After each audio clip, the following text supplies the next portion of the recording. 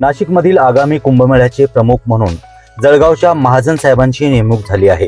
कुंभमेळा आपल्या देशात तर 3 वर्षांनी भरवण्यात येतो।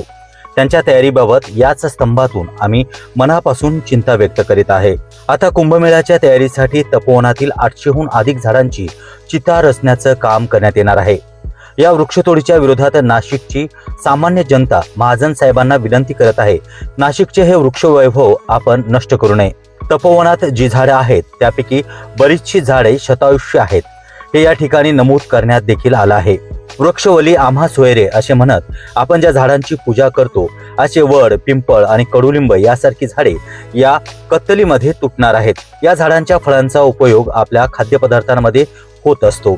आंबा, चिंच, चैरी यासारखे इतरही झाडं या तपोवनात आपले फळ समृद्धपणे देत आहेत। थोडक्यात हे तपोवन विविध प्रकारच्या वृक्षांचे अभयवन आहे। नाशिकमध्ये या वृक्षतोडीविषयी जी जनसुनावणी झाली आहे त्यामध्ये या वृक्षतोडीचा घनघोर विरोध करण्यात आला। मात्र आतापर्यंत अनुभव असा आहे की आपल्या राज्यातील महाजनांनी म्हणजेच प्रभावी लोकांनी एकदा जर काही ठरवलं तर त्यात कितीही विरोध झाला तरी त्याची तमा असे प्रभावी महाजन बाळगत नाहीत। मुंबईच्या जनतेनं आरेला कार्य म्हणून विरोध करूनही आरेवरती अनेक आऱ्या चालवण्यात आल्या आहेत। त्यामुळे येथील दुर्मिळ पक्षही आता दिसेनासे झालेत। हा इतिहास काही फार जुना नाही। नाशिकमध्ये येणाऱ्या साधू संतांची व्यवस्था साधू ग्राम म्हणणाऱ्या तपोवनच करू नये तर तपोवनाशिवाय कुठे करावी असा वृक्षसंहारी समर्थकांचा दावा आहे। हा कावा मोडून काढण्यासाठी आता काही राजकीय, बरेचसे पर्यावरण प्रेमी, त्यांच्यासोबत सामाजिक जाणीव ठेवणारे मंडळी आणि चित्रपट सृष्टीतील सयाजी शिंदे यांच्यासारखे वृक्षप्रेमी अभिनेते दंड थोपटून उभे राहिले आहेत। आगामी कुंभमेळ्यात 4-5 लाख साधू संत येणार आहेत। साधू संत वाढल्यामुळे त्यांच्या नेहमीच्या निवासाची जागा कमी पडत आहे। ही कमतरता भरून काढण्यासाठी एकमात्र पर्याय म्हणजे वृक्षतोडच आहे असं वृक्षतोड समर्थकांना वाटतं। 1800हून अधिक झाडे तोडून 18,000 झाडे लावण्याचा महाजन साहेबांचा दावा हल्ली हास्यास्पद आहे। कारण त्यासाठी उदाहरण द्यायचं झालं तर 24 वर्षाच्या मुलीची बरोबरी 2 12 वर्षाच्या मुली करतील का? हा आमचा अतिप्राचीन सवाल आहे।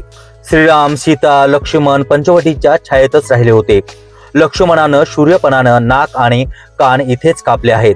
त्यामुळे तपोवनाला अशा प्रकारची कापाकापीचा इतिहास आहे असं समजून या वृक्षांची कापाकापी होत आहे की काय असा प्रश्न आमच्या निराफ्रात मनामध्ये उभा राहिला आहे। नाशिक शहरामध्ये महाराष्ट्रातील पर्यावरणाच्या दृष्टीने सर्वाधिक उत्तम शहर असं म्हणतात, पण अशा उत्तम शहराला वृक्षतोड करून ऑक्सिजन विरहित केल्यानंतर कुंभमेळ्याचं पुण्य मिळेल का? हा फारच मोठा यक्ष प्रश्न आहे। पण झाडांची ही कत्तल थांबेल की नाही याबद्दल आता ही शंका वाटू लागली आहे। बड्या रस्त्यांच्या उभारणीसाठी अनेकदा बडी झाडे वापरण्यात येतात, त्यामुळे आपले पर्यावरण फार बिघडले आहे। याच कारणास्तव नाशिकवरती जीवावरती उदार होऊन या वृक्षतोडी विरुद्ध जनचळवळ उभी करत आहेत। या जनचळवळीचा आवाज जळगावच्या महाजन साहेबांनी मुंबई, दिल्लीपर्यंत पोहोचवला पाहिजे। यासाठी त्यांनी जनतेचं ऐकलं पाहिजे। महाजन साहेबांना सामान्य जनतेच्या वतीनं प्रणिपात करून तपोवनातील ही झाडं वाचवण्याचं आव्हान महासागर करत आहे। यासाठी घालितो लोटांगण आणि करीतो वंदन, याशिवाय आम्ही काय करू शकतो?